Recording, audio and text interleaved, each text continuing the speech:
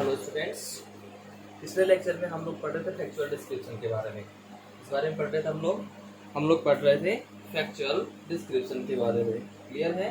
तो आज भी अपन उसी टॉपिक को कंटिन्यू रखेंगे। ठीक है, तो उसमें अपन ने जो पढ़ लिया था वो क्या क्या पढ़ लिया था। अपन ने पर्सन के बारे में पढ़ लिया था और प्लेस के बारे में पढ़ लिया था। दो चीज़ों के बारे में अपन ने क्लियरली पढ़ लिया था। ठीक है, आज जो अपना फैक्चुअल डिस्क्रिप्शन होगा वो होगा ऑब्जेक्ट एंड इंस्ट्रूमेंट।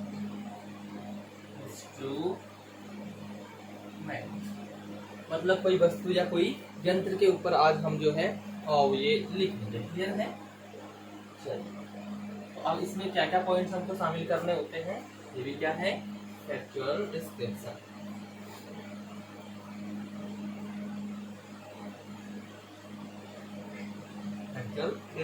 ठीक है। अच्छा, अब इसमें कौन कौन से पॉइंट्स शामिल किए जाते हैं वो देखते हैं हम।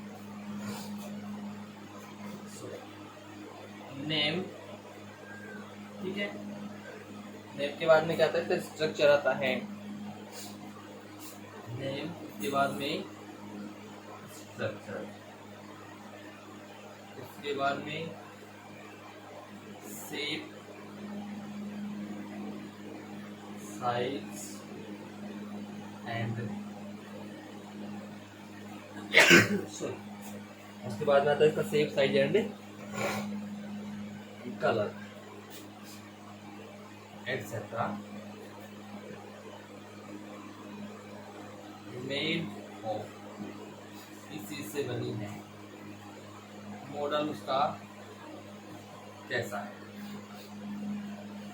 नेम हो जाएगा, स्ट्रक्चर हो जाएगा, शेप साइज हो जाएगी, कलर हो जाएगी, मेड ऑफ हो जाएगा, मॉडल हो जाएगा, कौन से साल में बना है, कैपेसिटी क्या है, ऑपरेशनल डिटेल्स क्या है उसकी,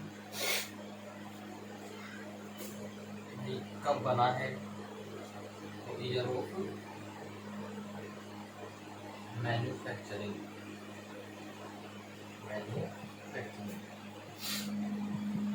इफ नीडेड, यदि आवश्यकता हो, यदि आवश्यकता हो तो इसका ईयर ऑफ मैन्युफैक्चरिंग भी लिखा जाता है। क्लियर है?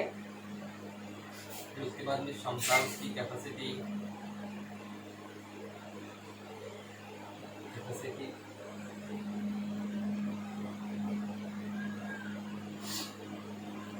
ऑपरेशनल डिटेल्स,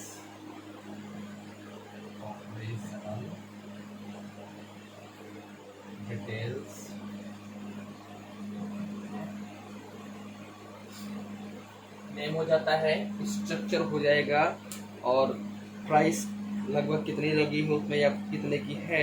ठीक है, और उसके बाद कुछ अदर प्राइस, जैसे कोई इंस्ट्रूमेंट वगैरह हमने खरीदा है, ठीक है, कोई ऑब्जेक्ट खरीदा है तो उसकी भाई वो तो होगी ना, प्राइस वगैरह तो होगी उसकी बात करते हैं अपन। उसके बाद में अदर रिलेवेंट पॉइंट्स,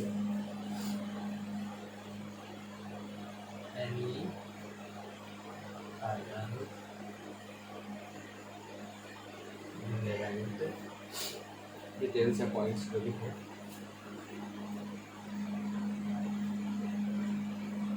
डिटेल्स, ठीक है, तो ये सारी चीजें हमको इसमें ध्यान रखनी है। जब हम ऑब्जेक्ट या इंस्ट्रूमेंट पे लिख रहे होते हैं तो उस वक्त हमें क्या करना होता है, नेम हो जाएगा उसका, जो भी ऑब्जेक्ट या इंस्ट्रूमेंट है उसका नेम, उसका स्ट्रक्चर कैसा है वो चीज भी हमको ध्यान रखनी है, शेप उसका साइज, उसका कलर, मेड ऑफ किस चीज की बनी है, उसका मॉडल कैसा है। ठीक है, उसके अलावा जो बनी थी, बनने का साल कौन सा था, अगर जरूरत है तो ही लिखना है वो, नहीं तो कोई बात नहीं। उसकी कैपेसिटी क्या है, उसकी क्षमता क्या है, ऑपरेशनल डिटेल्स यानी उसमें क्या क्या कार्य किए जा सकते हैं, मतलब किस चीज को अंजाम दिया जा सकता है, प्राइस क्या रही, और उससे संबंधित कोई और भी पॉइंट्स तो अपन वो भी इसमें लिख सकते हैं। तो ये सारे पॉइंट्स हमको क्लियरली ध्यान में रखते हुए भी क्या करना है, फैक्चुअल डिस्क्रिप्शन तैयार करना है। क्लियर है स्टूडेंट्स? चलिए, इसके बाद में हम लेते हैं क्वेश्चन। इसके बाद में क्वेश्चन लेते हैं, उसका आंसर देंगे हम लोग। तो स्टूडेंट्स अब हम क्वेश्चन लेते हैं, इसको रब कर देते हैं।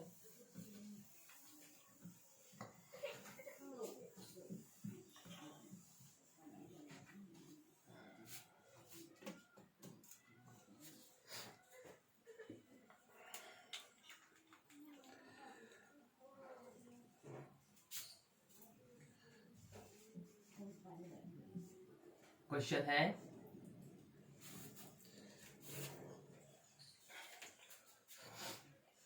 write a factual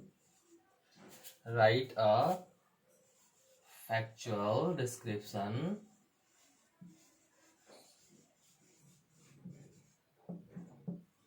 of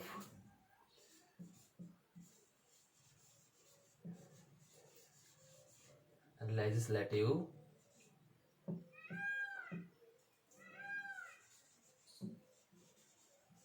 assembly of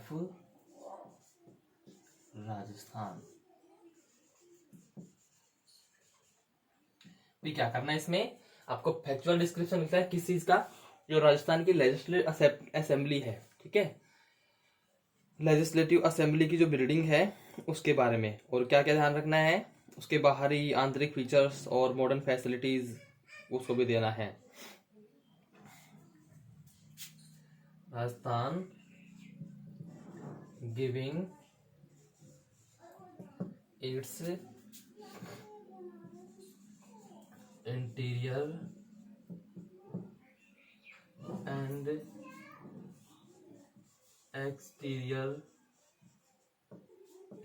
and exterior features, interior उसके आंतरिक और बाहरी जो फीचर्स हैं उनके बारे में लिखना है।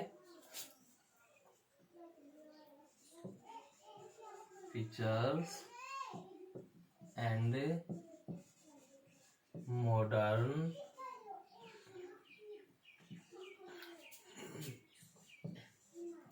Facilities in about 100 words। तो हम यहाँ पे देख रहे हैं क्वेश्चन क्या बन रहा है कि राजस्थान की जो लेजिस्लेटिव असेंबली है, क्या राजस्थान की लेजिस्लेटिव असेंबली है उसके बारे में आपको उसके इंटीरियर और एक्सटीरियर फीचर्स का ध्यान रखते हुए और उसमें जो मॉडर्न फैसिलिटीज हैं उन सब का ध्यान रखते हुए आपको 100 शब्दों में एक फैक्चुअल डिस्क्रिप्शन लिखना है, ठीक है। तो किसके बारे में लिखना है, लेजिस्लेटिव असेंबली ऑफ राजस्थान। तो शुरुआत किससे करेंगे हम, building of legislative assembly, clear है, इससे इसकी शुरुआत होगी। तो सॉरी ये हो गया क्वेश्चन, आंसर लिखते हैं अब इसका।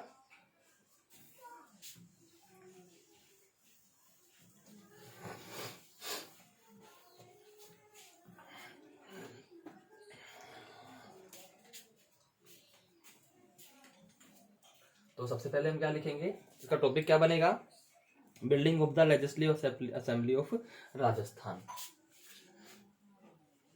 टॉपिक बनेगा इसका BUILDING,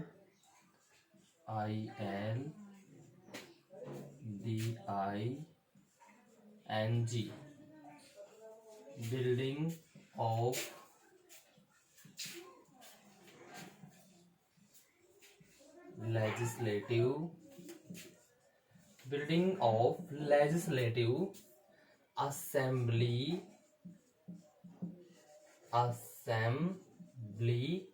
ऑफ राजस्थान।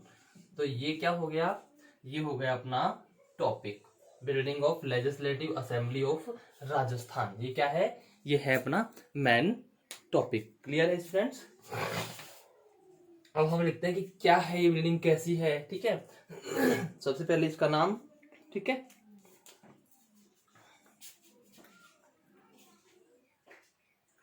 स्टार्ट। अब इसको थोड़ा सा गैप दे देते हैं,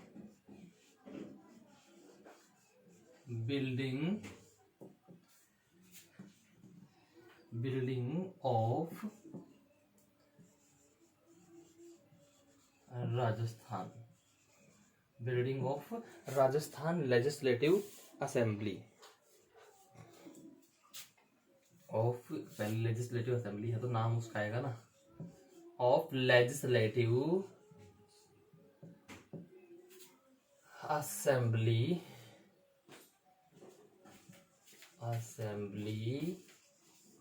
of Rajasthan is one of the best legislature structure, one of the best legislature complexes in India.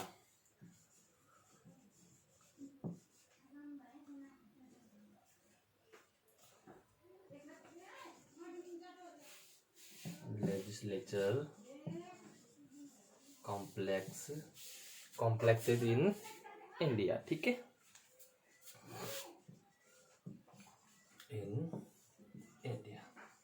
तो सबसे पहली चीज, किस चीज की बात हो रही है, किस चीज की बात हो रही है, ठीक है। स्ट्रक्चर कैसा है इसका स्ट्रक्चर बहुत ही लेजिस्लेचर है, modern legislature is the one of the most legislature कर सकते हैं इसको, बहुत बेस्ट के बजाय मोस्ट लेजिस्लेचर। क्लियर है, चलो ये हो गया। इसके बाद ये कहाँ स्थित है, ठीक है, कितने एरिया में स्थित है, ठीक है। तो कहाँ है ये, ज्योति नगर जयपुर में है, ठीक है। इसका जो कैंपस है वो लगभग 16.96 एकड़ है, ठीक है। It is situated in sprawling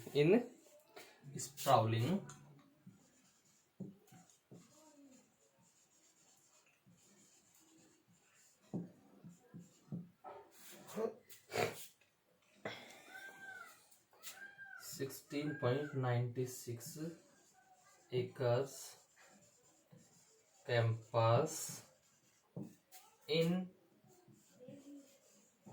Jyoti Nagar Jaipur, Jyoti Nagar Jaipur. Clear है, कहाँ स्थित है भैया, ये ज्योति नगर जयपुर में स्थित है। और उसका इसका एरिया जो है वो एरिया कितना है, एरिया इसका 16.96 एकड़ में, कितने में है, 16.96 एकर्स में ये फैला हुआ है। क्लियर है स्टूडेंट्स। अब इसके एक्सटीरियर और इंटीरियर्स में क्या क्या है वो चीजें भी हमको इसमें लिखनी है। तो इसके जो एक्सटीरियर्स हैं उसमें बहुत सारे राजस्थान के जो ट्रेडिशनल फीचर्स हैं, जैसे झरोका, छतरीज, ठीक है। The exterior has traditional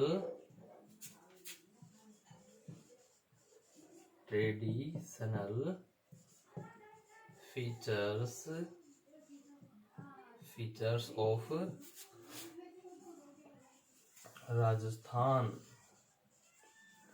Rajasthan like झरोखाज।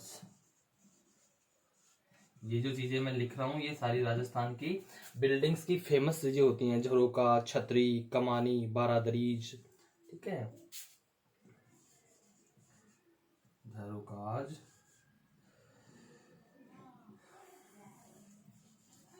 छतरीज, कमानी, ठीक है, बारादरीज,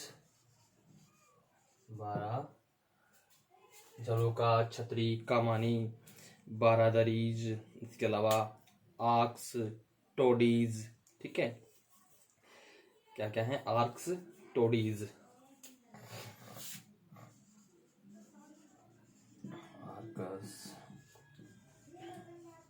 टोडीज एटसेट्रा। इन अब ये जो चीजें सारी बनी हुई किस चीज में बनी हुई हैं, जोधपुर और बंसी पहाड़पुर के स्टोन में बनी हुई है। ठीक है, इन जोधपुर एंड बंसी पहाड़पुर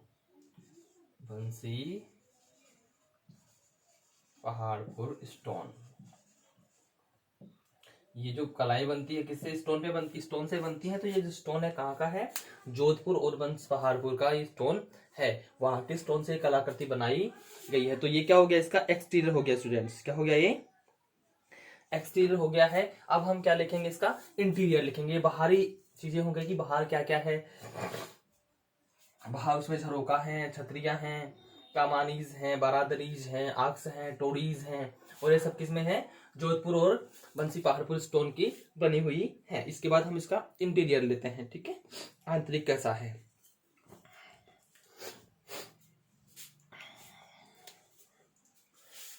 द इंटीरियर यानी आंतरिक, interior walls and ceilings and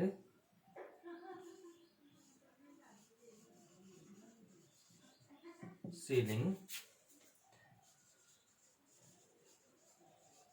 represents, कि उसकी जो आंतरिक जो दीवारें हैं और छत हैं वो किस चीज को रिप्रेजेंट करती हैं, वो जयपुर की जो ट्रेडिशनल आर्ट है जो उसको करती है, वहां की ट्रेडिशनल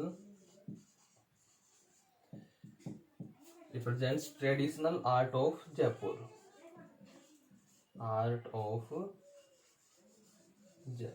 ठीक है स्टूडेंट्स। तो यानी यहाँ हम देख रहे हैं कि जो एक्सटीरियर है वो तो क्या है, उसका बाहरी नमूना है, वो तो क्या क्या है, संपूर्ण राजस्थान के ट्रेडिशनल फीचर्स हैं। ठीक है, उसमें क्या क्या आ जाते हैं, झरोका आ गए, छतरियां आ गई, कमानियां आ गई, बरादरियां आ गई, आक्स हैं, टोडीज हैं, ये सारे, और वो भी जोधपुर और बंसी पहाड़पुर के पत्थर से बनी हुई हैं। साथ ही जो उसकी आंतरिक दीवारें हैं, उसकी आंतरिक दीवारें और जो छत है, सीलिंग यानी छतें, वो किस चीज को रिप्रेजेंट करती हैं, जयपुर के ट्रेडिशनल आर्ट को, जो जयपुर की पारंपरिक कला है, ट्रेडिशनल यानी पारंपरिक, तो जयपुर की जो पारंपरिक कला है उसको ये शो करता है, इसकी आंतरिक दीवारें और छतें। क्लियर है स्टूडेंट्स, चलिए ठीक है। उसमें कुछ जयपुर की करती हैं, कुछ शेखावाटी की हैं, कुछ मारवाड़ और मेवाड़ की भी हैं। आर्ट ऑफ जयपुर में शेखावाटी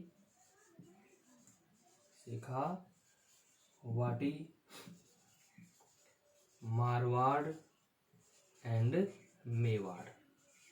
क्लियर है, मारवाड़ एंड मेवाड़। ठीक है, तो यहाँ पे अंदर की जो छतें और दीवारें हैं उनमें जयपुर की जो पारंपरिक कला वो है, शेखावाटी की पारंपरिक कला है, मारवाड़ की पारंपरिक कला है, और साथ ही साथ मेवाड़ की भी पारंपरिक कला उसमें दर्शाई गई है। इस प्रकार से ये बनाया गया है। ठीक है, अच्छा ये हो गया। उसके बाद में हम देखते हैं कैपेसिटी वगैरह क्या रहती है इसमें। तो इसकी जो कैपेसिटी है, सीटिंग कैपेसिटी, वो है 260 मेंबर्स। ठीक है, तो हम लिखते हैं को, it has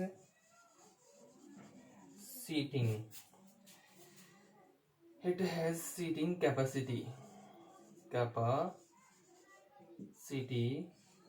for, it has seating capacity for 260 members 260 members at a time। एक समय पर इसमें 260 मेंबर्स बैठ सकते हैं। कितने मेंबर्स बैठ सकते हैं इसमें, 260 मेंबर्स बैठ सकते हैं। क्लियर है। फिर मुख्य रूप से ये क्या है, एयर कूल्ड है। क्या है, air cooled. It is centrally air cooled। It has a firefighting system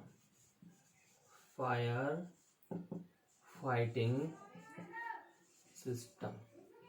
इसमें क्या है, बहुत अच्छे से एयर कूल्ड है, यानी कि एसी वगैरह इसमें फिटेड है, ठीक है।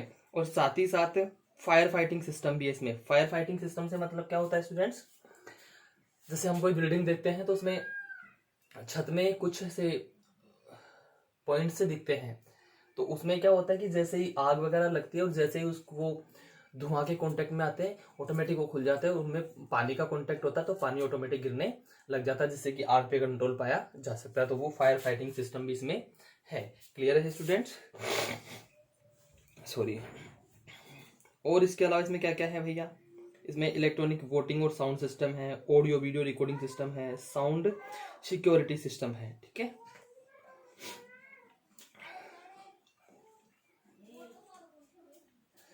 यहां तक हो गया, ठीक है। एक बार इसको समझ लीजिए, उसके बाद इसका बचा हुआ और भी लिखते हैं। तो देखिए स्टार्ट करते हैं। क्या है, building of legislative assembly of Rajasthan. किसकी बात कर रहे हैं हम? नेम ऑफ बिल्डिंग, क्या नेम ऑफ बिल्डिंग हो गया, नेम ऑफ जो स्ट्रक्चर है उसका नाम हो गया building of legislative assembly of Rajasthan. और ये कैसी है? Is one of the most legislature complexes in India. बड़ी ही मतलब इसकी जो संरचना है बड़ी कॉम्प्लेक्स है, बड़ी कॉम्प्लेक्स जटिल तरीके से इसको बनाया गया है। इंडिया की सबसे जटिल संरचनाओं से एक मात्र है। It is situated in sprawling, फैलाव। It is situated in sprawling 16.96 acres campus in Jyoti Nagar Jaipur. Situated यानी स्थित, स्थित, ठीक है। स्प्रॉलिंग यानी फैला हुआ, फैला हुआ। तो ये जो बिल्डिंग है ये लगभग 16.96 एकड़ के कैंपस में फैली हुई है और स्थित कहाँ है? ज्योति नगर जयपुर में ये स्थित है। द एक्सटीरियर, एक्सटीरियर यानी बाहरी,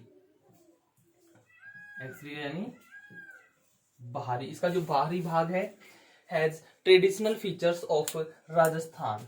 इसमें राजस्थान के कुछ पारंपरिक फीचर्स हैं, इसके पारंपरिक गुण हैं, जैसे पारंपरिक कलाएं जिसे कहते हैं हम राजस्थान की, जिसमें झरोका है, छतरी है, कमानी है, बारादरी है, आर्क्स हैं, टोडीज हैं। और ये जो सारी चीजें राजस्थानी कला को शो करती हैं, किसमें बनी हुई हैं? जोधपुर और पहाड़पुर के स्टोन में बनी हुई है। क्लियर है? द इंटीरियर वॉल्स, इंटीरियर यानी आंतरिक, सॉरी आंतरिक। इसकी जो आंतरिक दीवारें हैं, वॉल्स यानी दीवारें, तो इसकी जो आंतरिक दीवारें और छतें, इसकी जो आंतरिक दीवार और छत हैं वो किसको रिप्रेजेंट करती हैं? वो सॉरी वो जयपुर, शेखावाटी, मारवाड़ और मेवाड़ की जो पारंपरिक कला उसको प्रदर्शित करती है। रिप्रेजेंट्स यानी प्रदर्शित करना, ठीक है, प्रदर्शित करना। फिर इसके बाद में हम देखते हैं भाई सीटिंग कैपेसिटी की बात कर लें, तो इसकी जो सीटिंग कैपेसिटी है वो लगभग एक समय में इसमें लगभग 260 मेंबर्स बैठ सकते हैं। कितने मेंबर्स बैठ सकते हैं इसमें एक बार में? इसमें एक बार में लगभग 260 मेंबर्स सदस्य बैठ सकते हैं। It is centrally air cooled, बिल्कुल पूर्ण रूप से क्या है ये? एयर कूल्ड है, मतलब एसी फिटेड है। और it has a fire fighting system, साथ ही साथ इसमें क्या है? फायर फाइटिंग सिस्टम भी है। क्लियर है स्टूडेंट्स? चलिए ठीक है, आगे बढ़ते हैं। चलिए ये जो सिस्टम है, इनके अलावा इसमें और भी कई सिस्टम है, वो अभी हम देखते हैं, ठीक है। ये हो गया है। चलिए अब इसके जो बाकी कुछ और थोड़ा सा बचा हुआ है भाई, इसमें जो क्या क्या है वो चीजें अपन इसमें लिख देते हैं, ठीक है।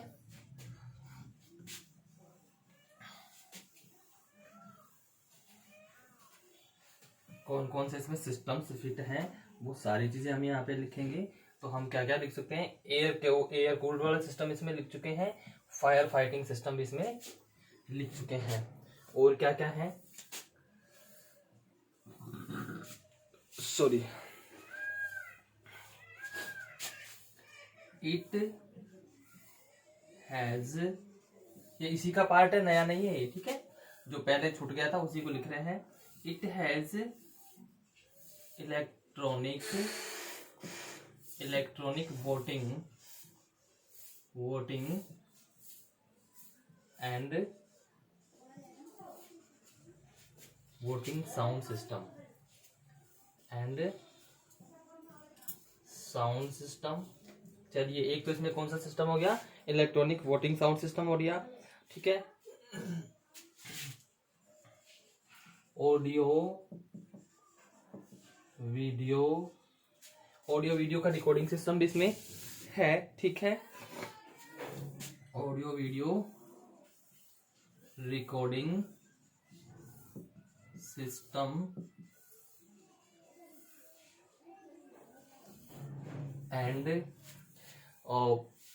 Sound security system, and sound security system कि इतनी सारी चीजें इसमें है। मतलब एयर कूल्ड है, फायर फाइटिंग सिस्टम भी इसमें मौजूद है, साथ ही साथ इसमें इलेक्ट्रॉनिक वोटिंग और साउंड सिस्टम भी है, ठीक है। ऑडियो वीडियो रिकॉर्डिंग सिस्टम है, साथ ही साथ साउंड सिक्योरिटी सिस्टम भी इसमें है। तो ये इस प्रकार से सारी फीचर्स के साथ में ये क्या है, राजस्थान की लेजिस्लेटिव असेंबली की बिल्डिंग है। क्लियर है स्टूडेंट, ठीक है। तो ये हुआ आपका आज का ये एक बिल्डिंग पे जो अपन ने लिखा है, मतलब ये एक स्ट्रक्चर पे हमने लिखा है। क्लियर है। उसके बाद जैसे मान लीजिए हम किसी और एक ऑब्जेक्ट पे हम लिख ले, जैसे क्लियर है, मान लीजिए हम लिख लेते हैं एक क्लिनिकल थर्मोमीटर पे। किस पे लिख लेते हैं, क्लिनिकल थर्मोमीटर। ये हो गया, इसको बता देते हैं। क्वेश्चन लिखते हैं दूसरा।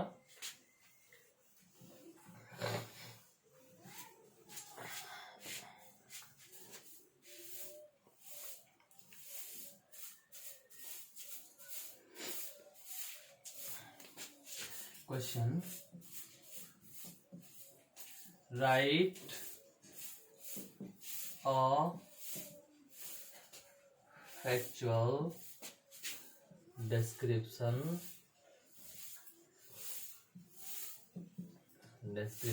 of a clinical thermometer।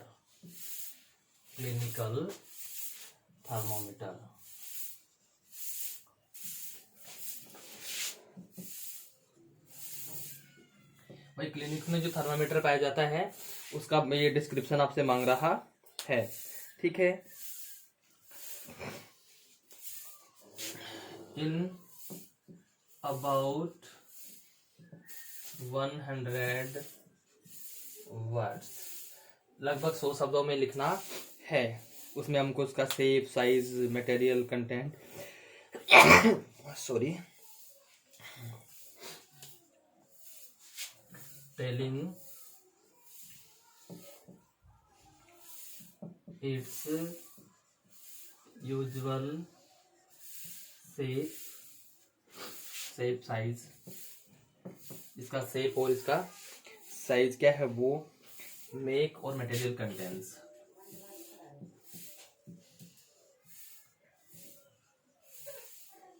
Material content कि भैया इसका शेप कैसा है, साइज कैसा है, इसको बनाने के लिए किन किन से कौन कौन से मटेरियल्स को यूज किया गया है। ये सारी चीजें हमको ध्यान में रखते हुए क्या करना है, फैक्चुअल डिस्क्रिप्शन लिखना है। और वो भी किसका, एक थर्मोमीटर, एक जो क्लिनिकल थर्मोमीटर है, क्लिनिकल थर्मोमीटर का हमको एक वर्णन लिखना है। क्लियर है स्टूडेंट्स। चलिए ठीक है, आगे बढ़ते हैं हम।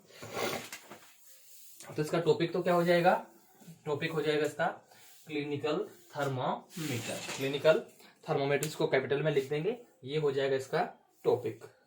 क्लियर है स्टूडेंट्स। चलिए लिखते हैं, सॉरी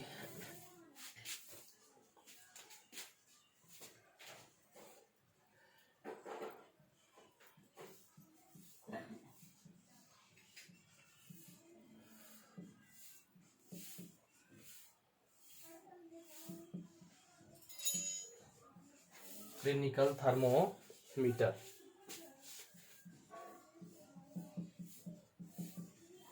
ये हो गया है टॉपिक। क्या हो गया इसका टॉपिक हो गया है। ये क्या है, एक मेडिकल इंस्ट्रूमेंट है। तो अब लिखते हैं इसको, clinical thermometer is a medical instrument. क्या है ये एक मेडिकल इंस्ट्रूमेंट है। क्या है भाई, ये एक थर्मामीटर है, लेकिन ये थर्मामीटर क्या है, एक मेडिकल इंस्ट्रूमेंट है। किसके लिए यूज किया जाता है, इसको बॉडी का जो टेम्परेचर है वो मेजर करने के लिए यूज किया जाता है। It is used for measuring body temperature. शरीर का जो तापमान होता है, टेम्परेचर यानी तापमान, और मेजरिंग यानी मापना, मेजर यानी मापना, और टेम्परेचर यानी तापमान, कि ये एक मेडिकल यंत्र है। इसका यूज शरीर के तापमान को मापने के लिए किया जाता है। ठीक है, सॉरी। और इसकी जो लेंथ होती है, इसकी जो लंबाई होती है, its length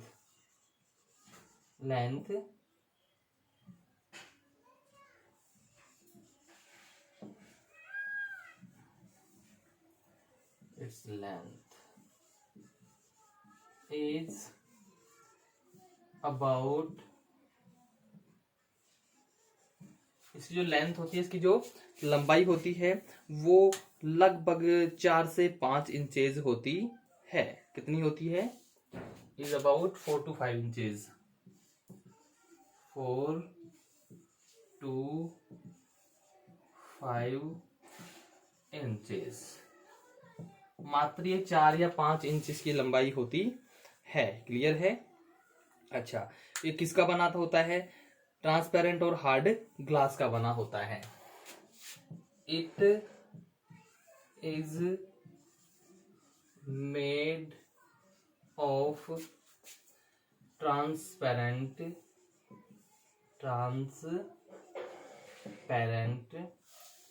and hard glass. ये किस चीज से बना होता है, एक पारदर्शी कांच, पारदर्शी और एक मजबूत कांच से बना हुआ होता है। ठीक है, मतलब इसमें आर पार देखा जा सकता है। ट्रांसपेरेंट यानी पारदर्शी, जिसमें आर पार देखा जा सकता है। ठीक है, अब इसकी बात करें शेप की, ये सिलेंड्रिकल भी हो सकता है, ठीक है, और ट्रायंगुलर भी हो सकता है, फ्लैट भी हो सकता है। ठीक है, its shape is cylindrical,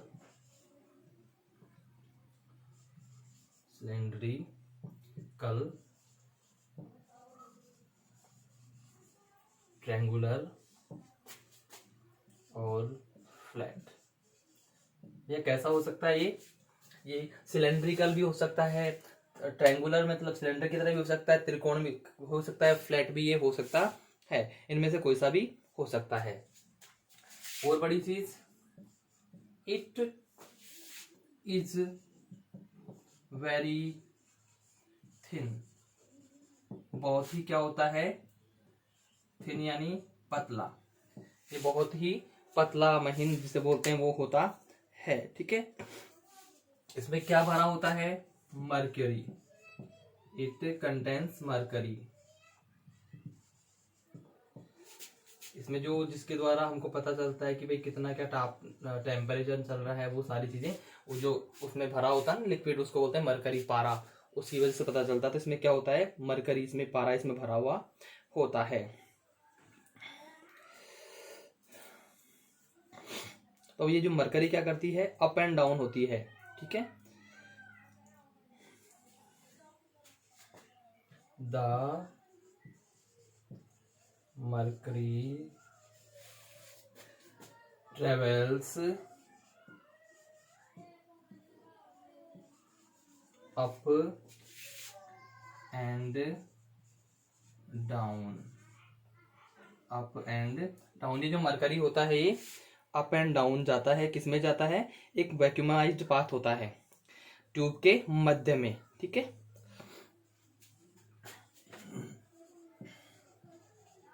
narrow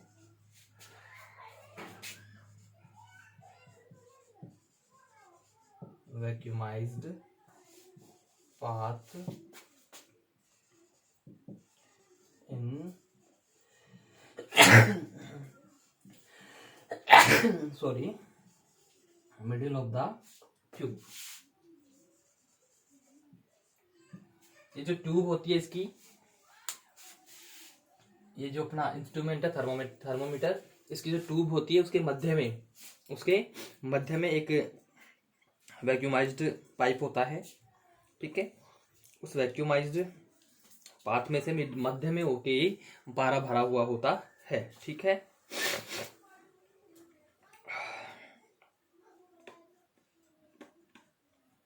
अब इसमें क्या दिए होते हैं, और फ़ारेनहाइट मार्क्स दिए होते हैं, ठीक है। Sorry, along the path there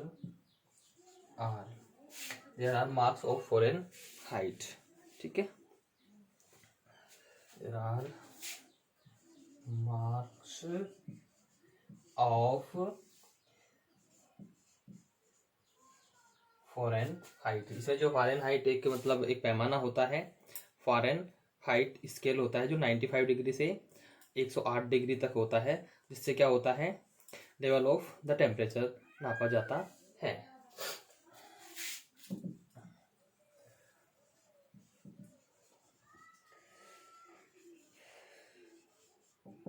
Fahrenheit scale, marks of Fahrenheit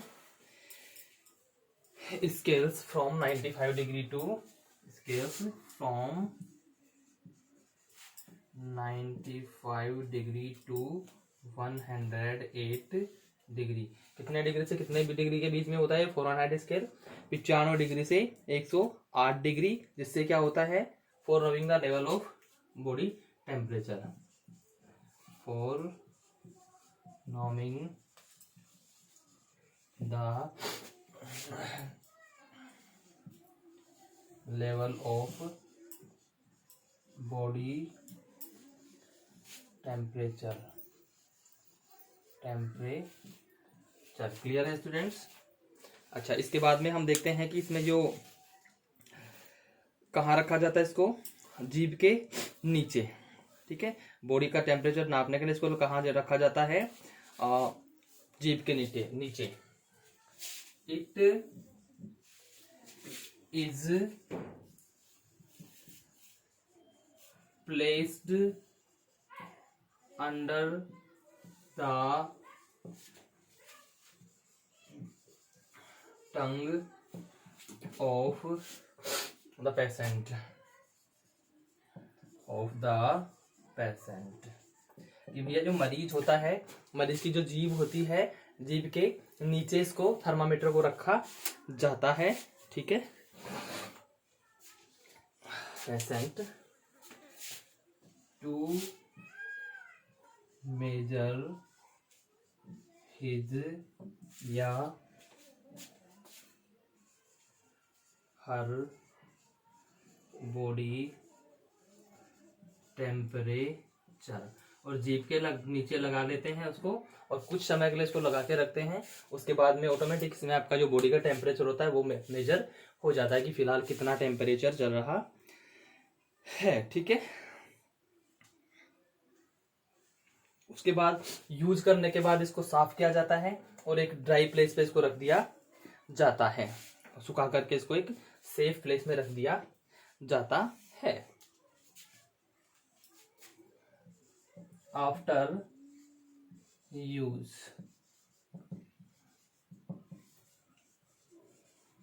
it is cleaned, after use it is cleaned, dried and placed in a safe case। इसको क्या किया जाता है, सुखाया जाता है, and placed in a safe case, safe जगह पे इसको रखा जाता है, जो मतलब इसका स्पेशल बॉक्स होता है, इसमें इसको रख दिया जाता है। क्लियर है? सॉरी, पर आजकल क्या हो रहा है, डिजिटल थर्मामीटर का भी यूज किया जा रहा है। ठीक है, nowadays digital thermometers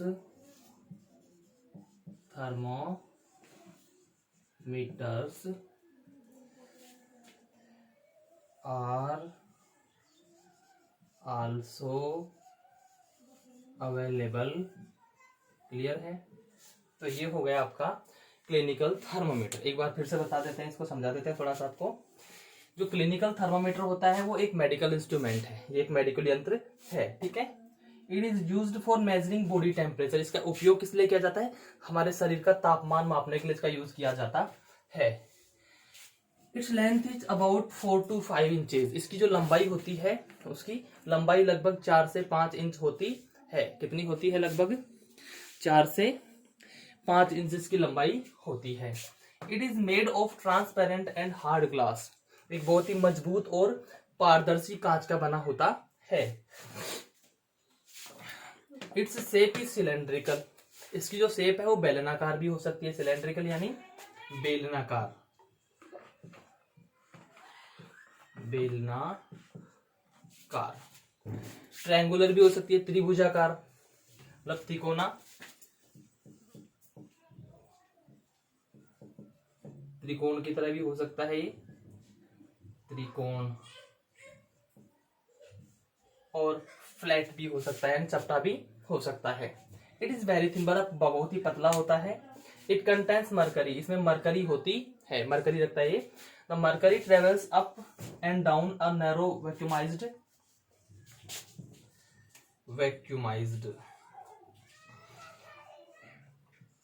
VACUU।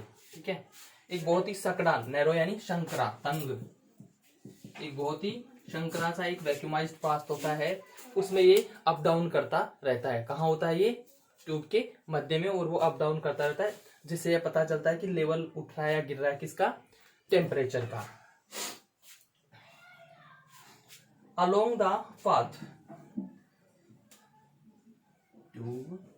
Along the path there are marks of Fahrenheit scales from 95 degree to 180 degree for knowing the level of body temperature। अब ये जो ट्यूब होती है, इसमें क्या होता है, कुछ मार्क्स बने होते हैं फ़ारेनहाइट स्केल के, जो 95 डिग्री से 108 डिग्री तक होते हैं, जिससे बॉडी के टेम्परेचर का लेवल पता चलता है।